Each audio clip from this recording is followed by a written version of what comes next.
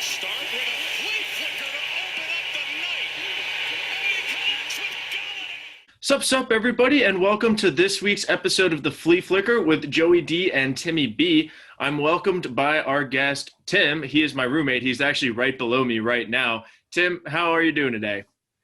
Doing good, doing good. Great Saturday morning. Work now sucks a lot less, so glad to be on. Thank you for having me. Love to have that. If you want to be like Tim and be a guest, you got to like this video, you got to subscribe to the channel, and then you got to comment your pick of the week. Joey D, unfortunately, is feeling a little bit under the weather this week, so hopefully we can get him on later this afternoon after some rest to talk about the Eagles and the Ravens game in the Flea Flicker Bowl. But Tim, let's just hop right into these games. First up, we got the Chicago Bears at the Carolina Panthers. Currently, there's no spread in this game. It's a pick 'em, so either or. The over-under is 45, so I actually kind of like this under. I know I don't bet unders often. I bet one last night. I lost. Thank you, Houston Astros and Tampa Bay Rays. But I kind of like the under in this game. I think I haven't seen a lot from the Bears offense with Nick Foles, barely beating the Buccaneers, losing to the Colts. So they haven't really done much. And the Panthers, without Christian McCaffrey, they're winning football games, but their offense isn't scoring. They're not blowing people out. I think this is going to be a very defensive game. And I think we'll really find out, see who these teams really are. Are the Bears that good 4-1, 5-1 team, or is it just benefit of a, not good schedule? Or are the Panthers, pretty good without McCaffrey, winning football games? Can they stay afloat and keep winning so when he comes back, they can either make a run for the division or the wild card? I actually like the Panthers in this game. I'm with a little bit of home cooking down there in Charlotte. I think the Panthers pull this one out. Joey D also picked the Panthers. So, Tim, give us some of your thoughts of the Bears, Panthers, and who's your pick? Yeah, I couldn't agree more.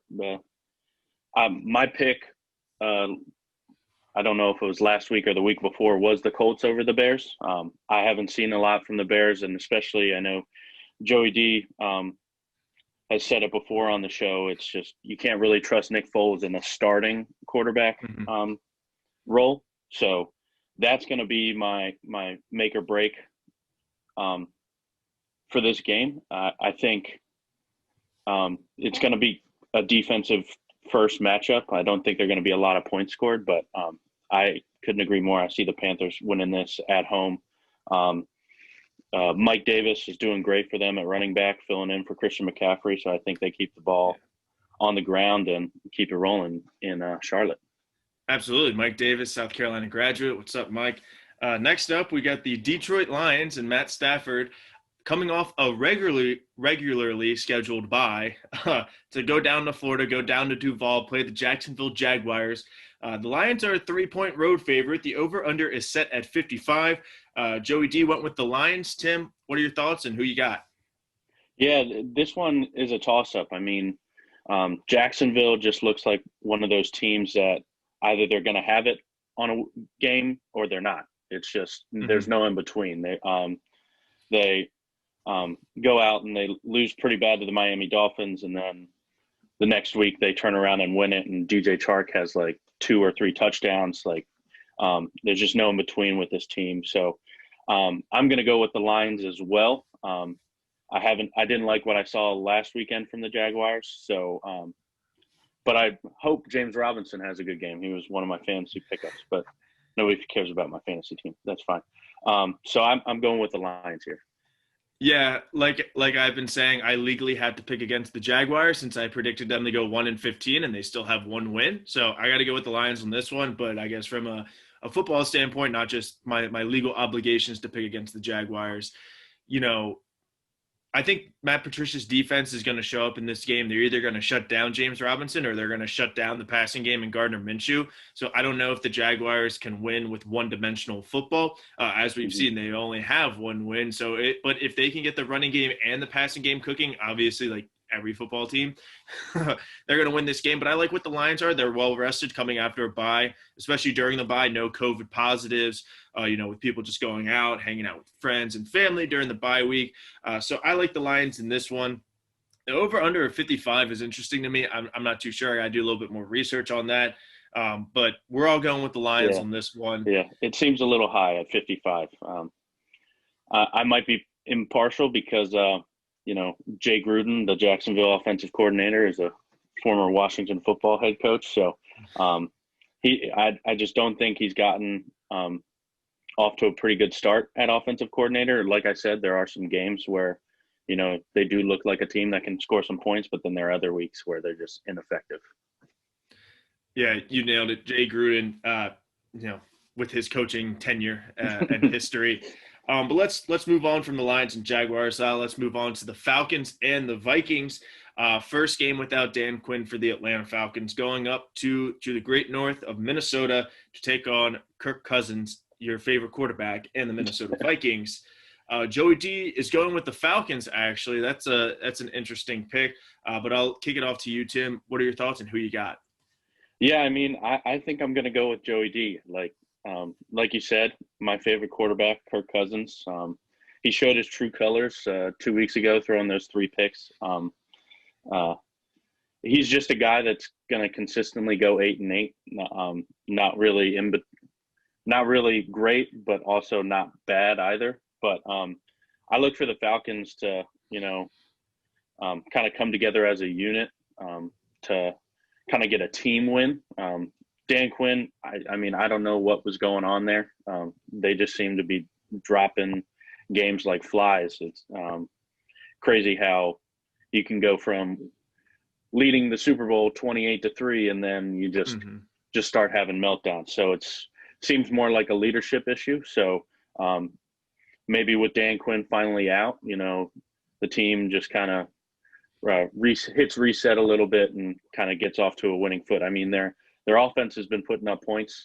It's their defense that needs some of the help. Raheem Morris is actually taken over as the head coach, another former Washington coach. He was our defensive backs coach when Jay was here. So, and I know Dan Quinn was more of a defensive-minded head coach, but maybe it just takes somebody else at head coach telling you something to get a different kind of result. So I'm going with the Falcons here. Yeah, I remember week 1 last year, Falcons at the Vikings. Falcons were plus 4.5 like they are in this game currently. And I was like, this has to win. Like this just has to win. Like, so I placed a bet on the Falcons. They got blown out. Vikings looked good.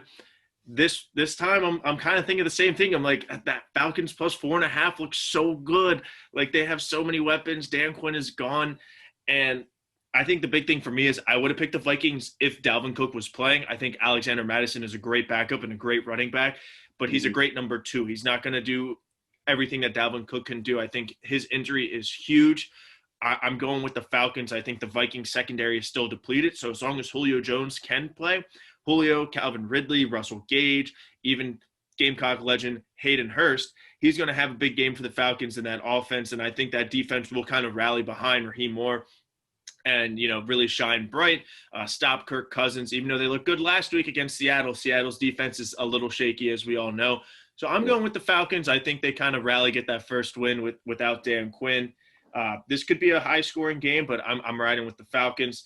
And now, Tim, we're moving on to your football team, the Washington football team, that is, at the New York Giants. The Washington football team. The Washington football team at the New York Giants. Giants are a 2.5-point favorite. The over-under is at 43. It's your team. I'll let you have the floor. Give me your thoughts and who you got. And it feels like at this point of the season, we never know what to think anymore as Washington fans. So this seems like, apart from the New York Jets, this seems like the Trevor Lawrence Bowl. It seems like one or two of these teams, kind of whoever wins this, can continue on going through their season and try to win a couple more games, because the NFC East is just so winnable right now. I mean, you got the NFC East leaders in the Dallas Cowboys with a losing record and starting Andy Dalton now. I think the Cowboys are going to still be in good shape, but we can get to that later. But I think you see whoever wins this game kind of go on and, try to win more games as it progresses. But I think the loser of this has to think about, you don't like to think about tanking, but when you got a guy like Trevor Lawrence available in next year's draft, you got to start thinking of, the future. And it looks like the Washington football team has already thought and decided on Dwayne Haskins. he just hasn't looked quite that good this year, and they demoted him to the third string. So with the offensive line worries that the Washington football team has right now, I think Brandon Scherff might be playing. I think he's questionable. He just got back to practice this week, and we gave up so many sacks to Aaron Donald last week. So I don't know how you keep Kyle Allen and or Alex Smith protected if Alex Smith makes another appearance. But not the Redskins. No, we got to bleep that out. The Washington football team, their defense will keep them in it. Now, I myself am not a believer in Daniel Jones. I don't think he's been that great, but he's been getting a lot of praise, at least inside the New York Giants locker room. So I look for probably the Giants to win this, just because of, they are behind their young starting quarterback, which is something that Washington is not. So I look for, it's going to be a close game. I'm probably taking the under here. I don't think there are going to be a lot of points scored. So I'm taking the Giants. Whoa. All right. Taking the G-men. I think you nailed it. I think what it comes down for me to pick this game is I see basically the week 1 game where the defensive line took over. They got a bunch of sacks. They got a lot of pressure on Daniel Jones. Daniel Jones is no Carson Wentz. I know Joey D can go on that for a while. Joey D actually picked the football team, and, so am I. I think I'm going to go with the football team. I think you nailed it. It's going to be a low-scoring game. Let's bet the under in this one. But I think they're going to squeak it out, and it's going to come down to defense. They're going to get a turnover or two, much like in week 1, to give that offense the short field. Kicker's not terrible, so even if you don't get a touchdown, you can make some field goals. And I love Daniel Jones. I am a little bit of a believer in him, but you got to get the pieces around him, and unfortunately the Giants just don't have those pieces yet. I mean, they put up 27 offensive points against the Cowboys last week. Daniel Jones didn't throw for a touchdown at all. I think the Washington front seven is going to hold that running game and, get the pressure on Daniel Jones. I don't think Daniel Jones is going to win with his arm, so I think the football team is going to win this football game. Football team. All right, next up, we're going to a team that's on a little bit more of a short rest as they played on Tuesday night. Fortunate for them, they still are a home team, and the Houston Texans going on the road to the Tennessee Titans. Titans are a 3.5-point favorite, and the over-under is set at 53. I think the Titans win this game pretty easily. I'm going to take Titans 3.5. I just think that they're the better team, even on a shorter rest playing on Tuesday. Texans are bad, even without Bill O'Brien and winning last week. I really like the Titans in this game. I think Derrick Henry's going to get going. He only had 17 carries for 57 yards. Great stiff arm, but I think he'll get him cooking. Tractor Cito might make his return against the Texans. And, that Titans defense is going to contain Deshaun Watson and really hold him. We all saw what they did to Lamar Jackson and the Ravens in the playoff game in January. Hopefully that doesn't happen in November when we play. So they know how to beat a quarterback who's mobile, who can get out of the pocket and really create some plays. So I'm going with the Titans on this one. So is Joey D. Tim, your thoughts and who you got in Texans? Yep. All of us are going Titans here. Even though it's a short week, I mean, them playing Buffalo on Tuesday, they just creamed Buffalo. And that was off of a pretty long rest period. So for them to get the rust off that quick, I think they looked really good. That offense seems to be kind of moving along now. Derrick Henry's getting more touches, so it's starting to get into Tractor Cito season, like you mentioned. And then having A.J. Brown back as their number one wide receiver option is always good. And then Jonnu Smith seems to be one of the top 5 tight ends in the league at this point. So their offense is looking good. And like you said, Houston just is not the team that it once was. J.J. Watt, still a great player, but not nearly as good as he was in his Defensive Player of the Year campaigns. And that offense just isn't the same without a number one like DeAndre Hopkins. Bill O'Brien really screwed the pooch on that trade. So I'm taking the Titans in this one. Yeah, I think this is a pretty obvious pick with the Titans. Next up, probably another pretty obvious pick. We have the Cincinnati Bengals and Joe Burrow coming off a loss to the Ravens. The offensive line was banged up, 7 sacks, 16 quarterback hits. On the road at the Indianapolis Colts, who had a couple of false positives shut down the facility. But the Colts are a 9-point home favorite in the Dome, and the over-under is set at 46.5. Tim, we'll kick it off to you. What are your thoughts and who you got? Yeah. So my pick a couple weeks ago was the Colts over the Bears. I'm a believer in the Colts. I know Phillip Rivers is well past his prime, but he can still get the job done. And when you have an offensive line like that and can get Jonathan Taylor the ball, you don't have to be putting up spectacular passing numbers. So I'm going with the Colts in this one. What did you say? It was minus 9? It was 9. Colts are a 9-point favorite.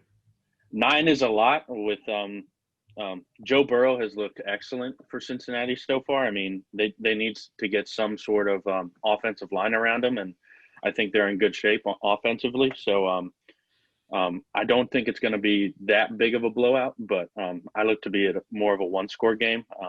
Joe Burrow, Joe Mixon's starting to get the ball more often, get involved more in the offense. And you got Tyler Boyd, and A.J. Green hasn't been that effective this year, and it looks like he's frustrated after reports came out that he said, trade me on the field this past week. But Tyler Boyd is even a great number 2. So I look for it to be a close game, but I'm taking the Colts in this one because their offensive weapons and defense are just head over heels way above where the Cincinnati is.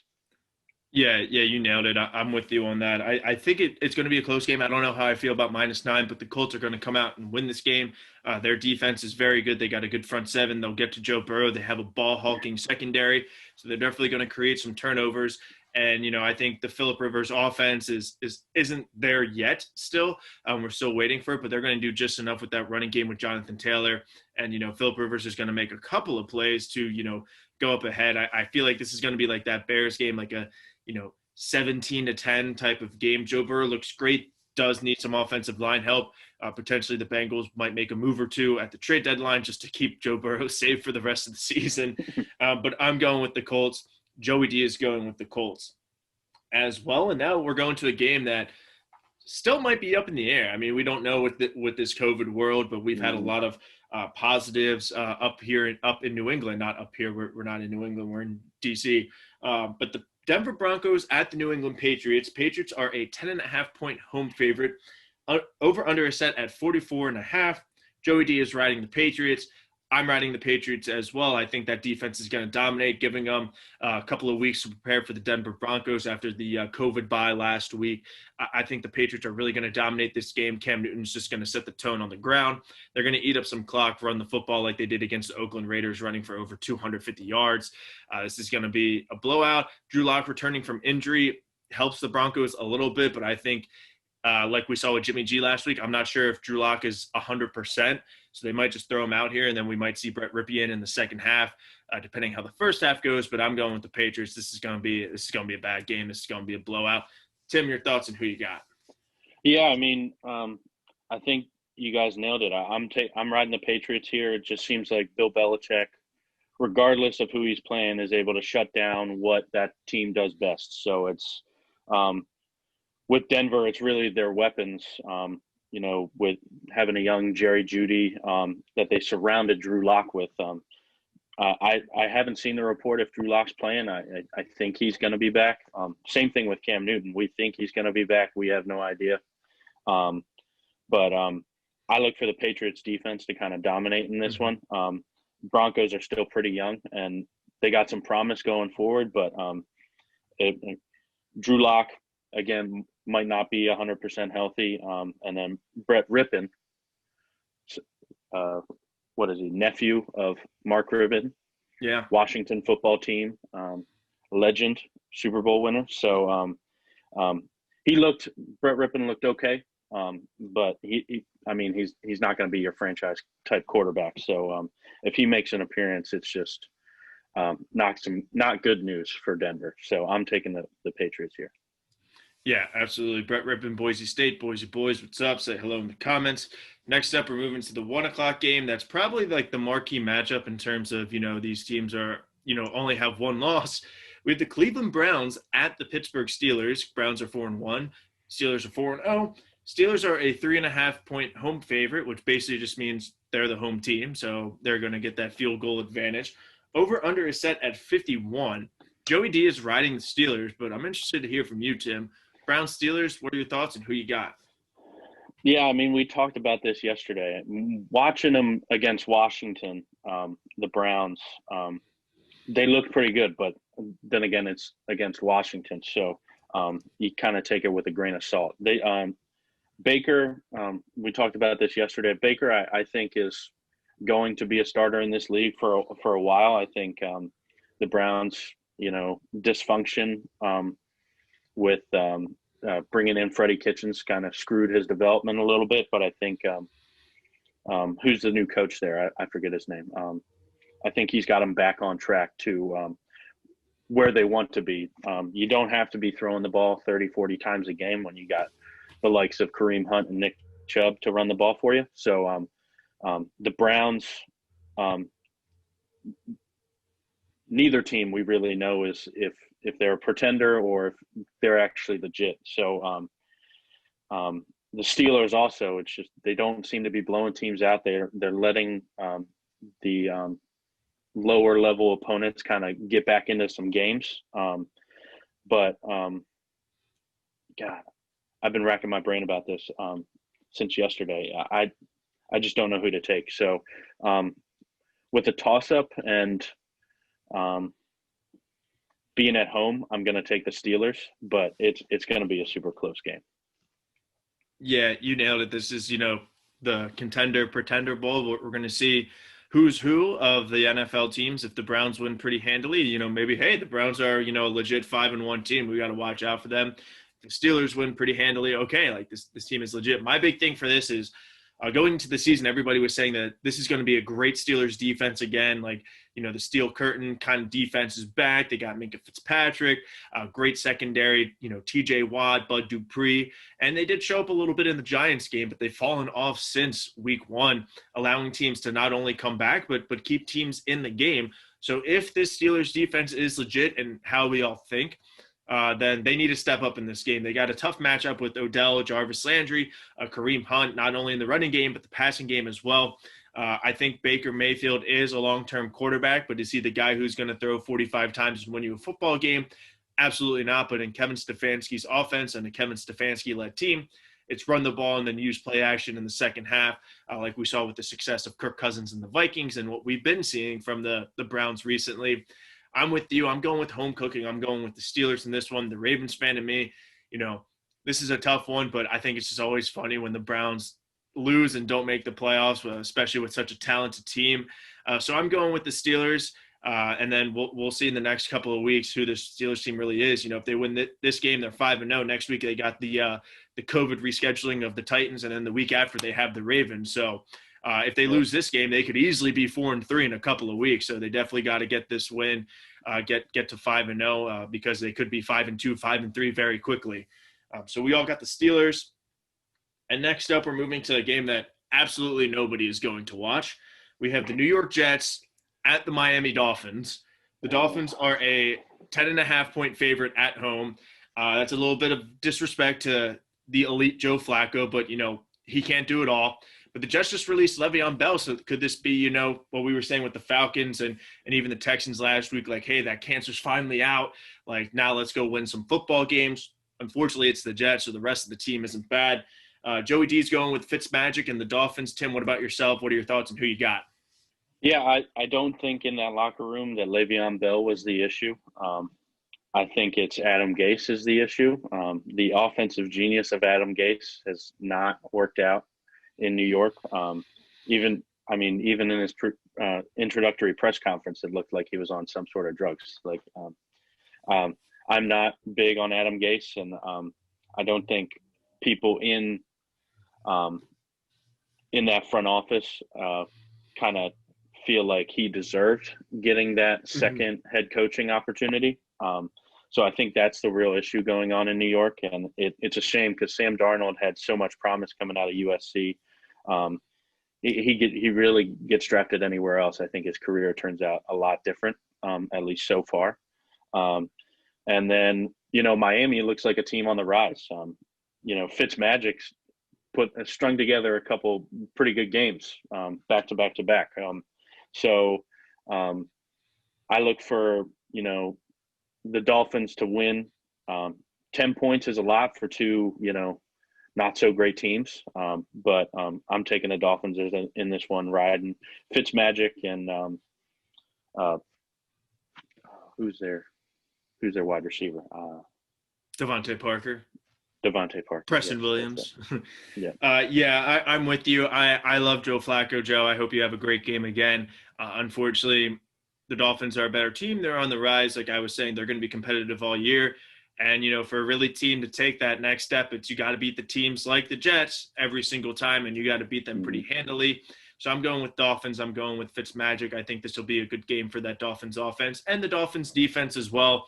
I do think that they can force Joe Flacco to get a turnover or two.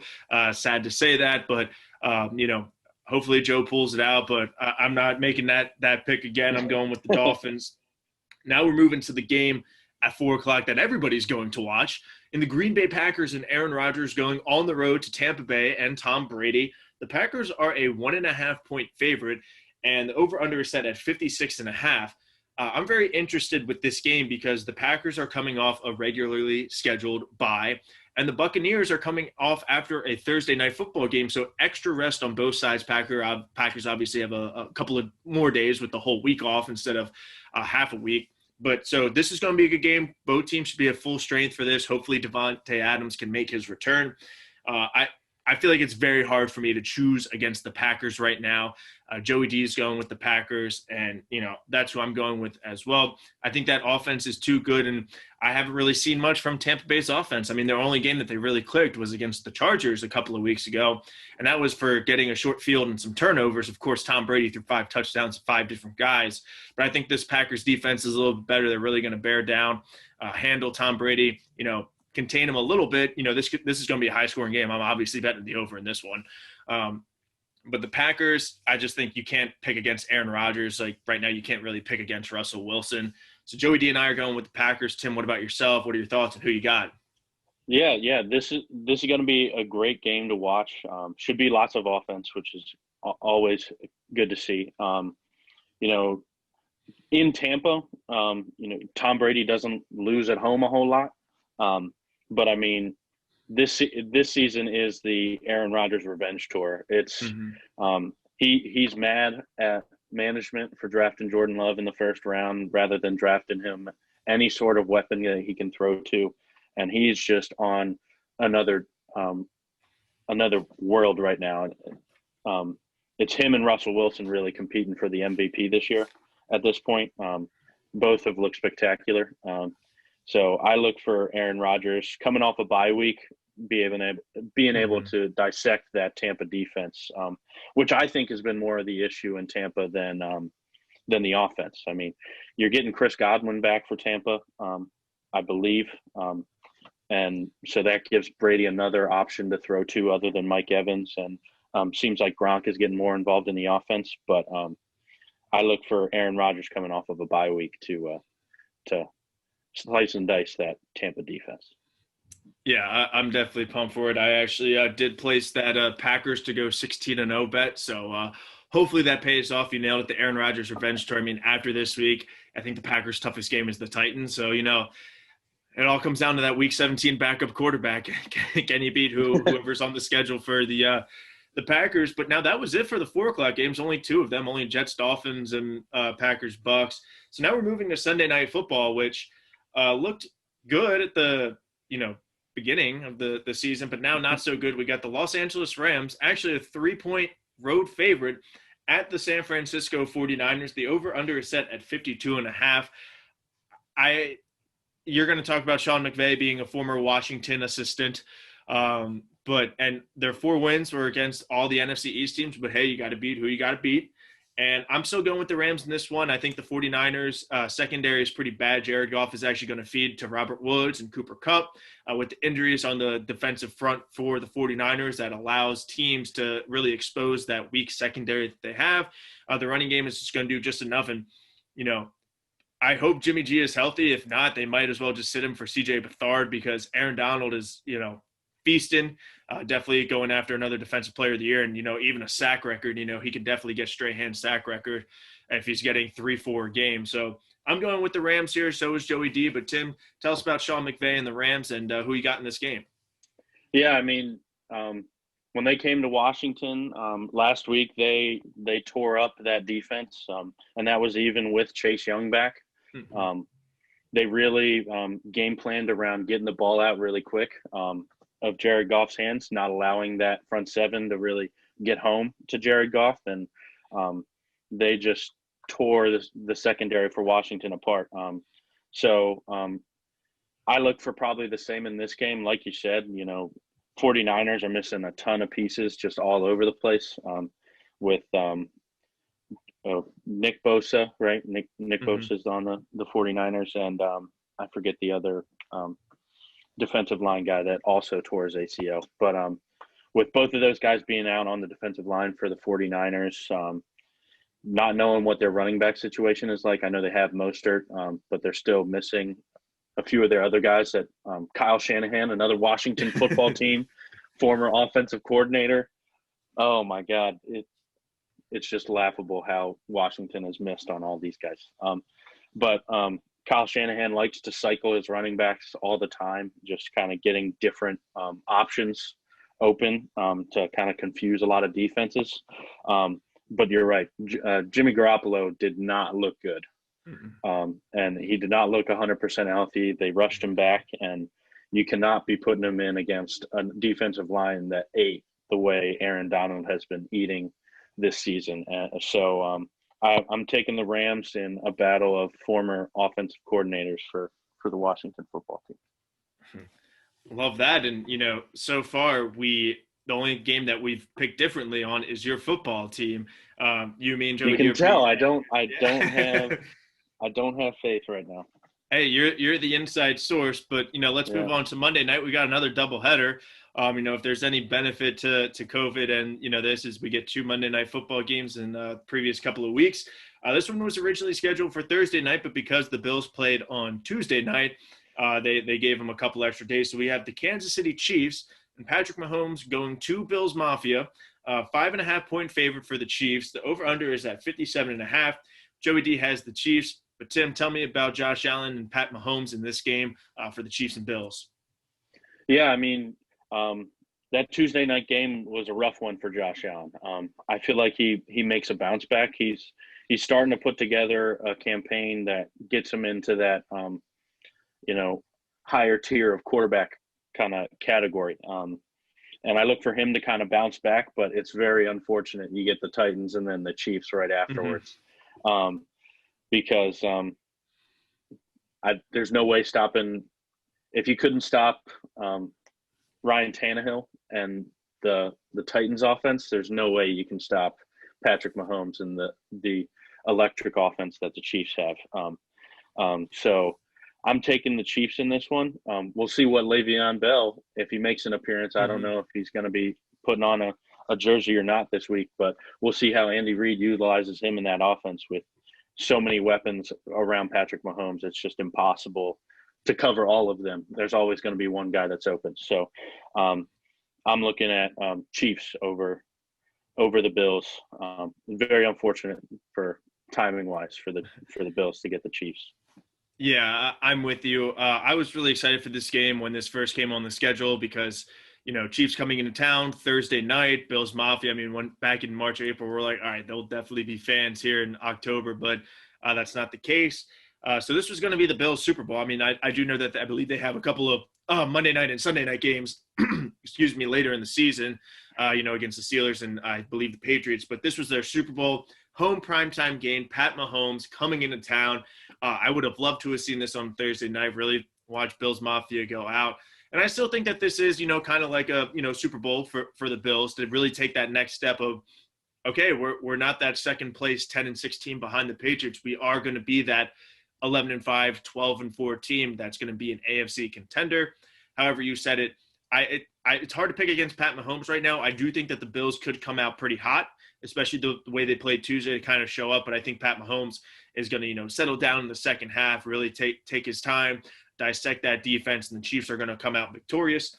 I do think that the Bills offense will bounce back a little bit with Josh Allen, but that's it for Chiefs Bills. And now the second Monday night game, we have Arizona Cardinals and Kyler Murray now heading on to the Andy Dalton Dallas Cowboys. Cardinals are a 1-point road favorite as of now, and the over-under is set at 55.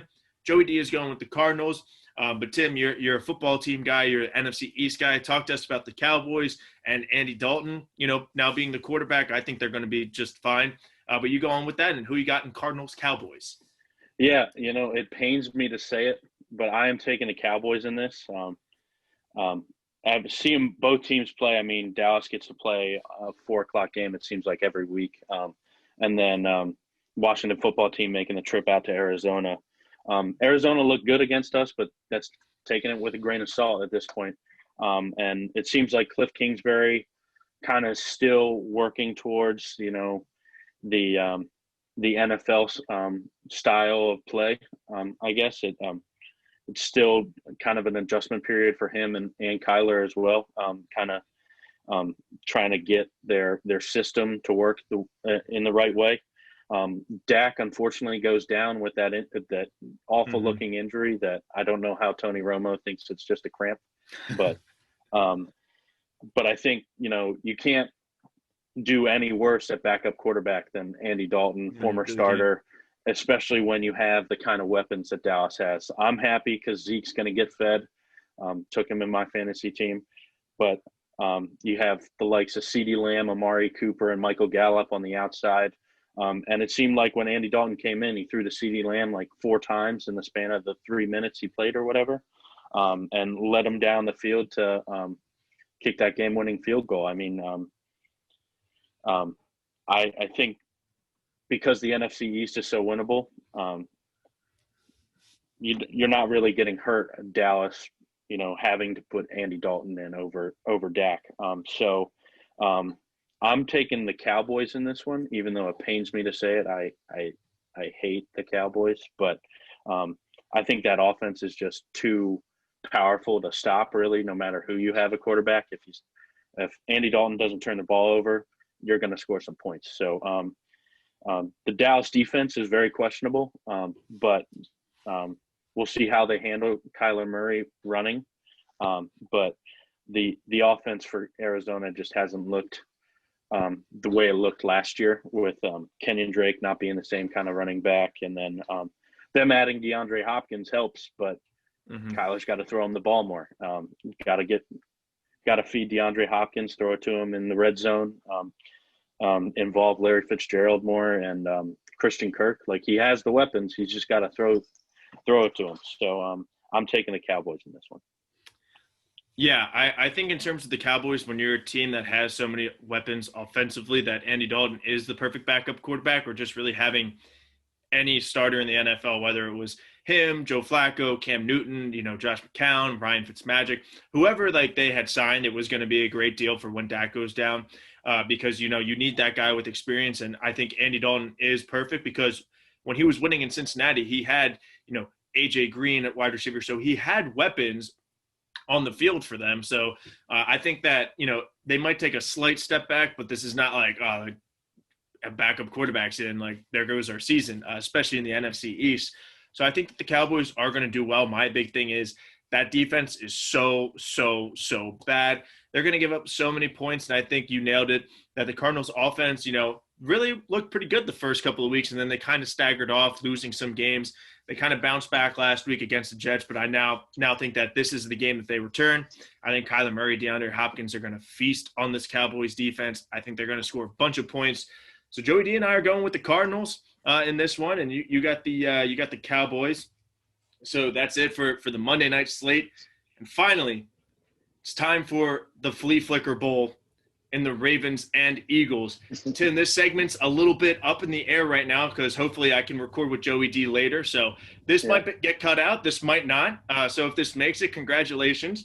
But my Baltimore Ravens are currently a 10-point favorite at Joey D's Philadelphia Eagles. The over-under is set at 46.5. Tim, I'll kick it off to you first before, I talk for a couple minutes about the Ravens. But thoughts from this game and who you got?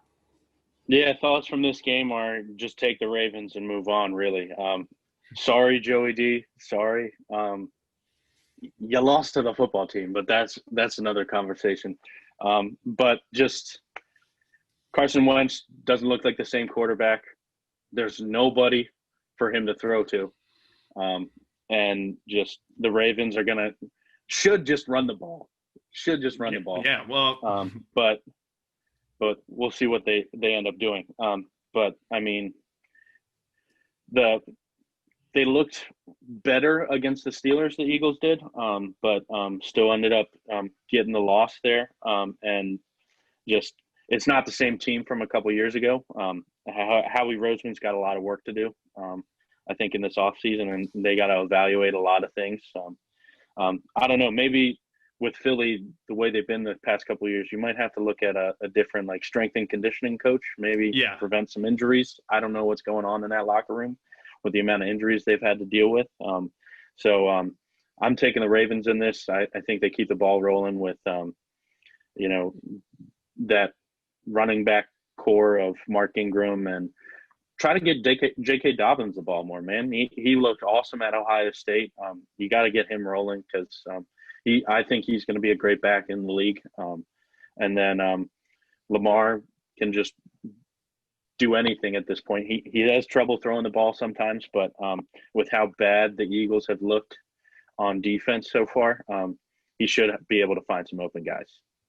Yeah, I think Joey D said it in the NFC predictions or even off the record in a conversation with me. The Eagles actually went out and hired some people from the Rams and the Vikings because they were regarded as the two best strength and conditioning medical staff teams in the last couple of years, and they're still having these injuries. But you nailed it. The Ravens got to run the football, take the Ravens and leave. I'm not worried about Travis Fulgham. We get the best secondary in the NFL with Marlon Humphrey, Marcus Peters, Chuck Clark. So, he might get open. He might not. Probably not. I think offensively, the big thing for the Ravens. Yeah, former Hokie Chuck Clark, defensive captain now of the Baltimore Ravens. But you got to run the ball, And if we're throwing the ball, don't have half of your targets be to Hollywood Brown and Mark Andrews. I think so. If we just run the ball, J.K. Dobbins, you nailed it. Last week, one carry, 35 yards, and no more carries the rest of the game. Give him the football. I think the Ravens will dominate a little bit in this game. I do think we win by 10 or more points. Defensively, same thing. The Eagles' offensive line is banged up. Last week, the Ravens got 7 sacks, 16 quarterback hits against a weak offensive line in Joe Burrow. We got to do the same for this one now that they're banged up. Our defensive line needs this confidence. We need to get pressure on the quarterback because, in a couple of weeks, we got Ben Roethlisberger. Then we got some tough quarterback matchups coming up in the second half of the season. So we need to get pressure. We need to get pressure on the Eagles quarterback. We're going to create some turnovers as well. Eagles are going to have 7,500 people there. That won't be a factor. Instead of fly Eagles fly, maybe we do fly Ravens fly, baby. So we're going to go with the Ravens on that one. Book it. We'll see if this segment makes it. If not, Joey D and I will go, but glad we got your pick, Tim. And that'll wrap it up for week 6 of the NFL season. Tim, thank you so much for hopping on and being a guest this week. If you would like to be like Tim, definitely like this video, subscribe to my channel, and then comment your pick. It could be straight up. It could be over under. It could be, spread. Give us your lock of the week, and we'll see if we can get you on in the next couple of weeks. But Tim, any final thoughts on week 6 and, just the overall NFL season? Yeah, I mean, first off, thank you for having me on. It's been fun. But at this point, with all these COVID, false positives and shutdowns coming out, I just don't know how far it goes until, maybe every team gets an extra bye week and you just have to shut it down for a week at some point in time in the season. And that's kind of what I envision happening because now you got more and more teams, getting that couple of positive COVID tests and have to shut down their facilities. I just don't know how much more, schedule shifting the NFL can really do to maintain the exact time frame that they want. So it'll be interesting to see how it all folds out. But I just don't know how the NFL can keep making these one-off little schedule changes to kind of continue the NFL season going on. So maybe it turns into a second bye week. We'll have to see. Yeah, we'll definitely see. And I think that if all this was happening in, week 1 or week 2, maybe they said, all right, let's, take a week off or 2. But I think now that we're getting into week 6, 7, 8, they might just be like, all right, we're in it to win it at this point. Like, let's just keep going. We'll do what we can. But, sometimes, hey, tough luck. So we'll definitely see with that. But I think that's all I have to say. I got another fun week of football coming at us. So, Tim, thank you again so much. Make sure you guys like this video, subscribe to the channel, and then comment your pick to get on the show. But until then, everybody, enjoy some football this weekend, and we will see you on Tuesday or Wednesday for our recap. Peace.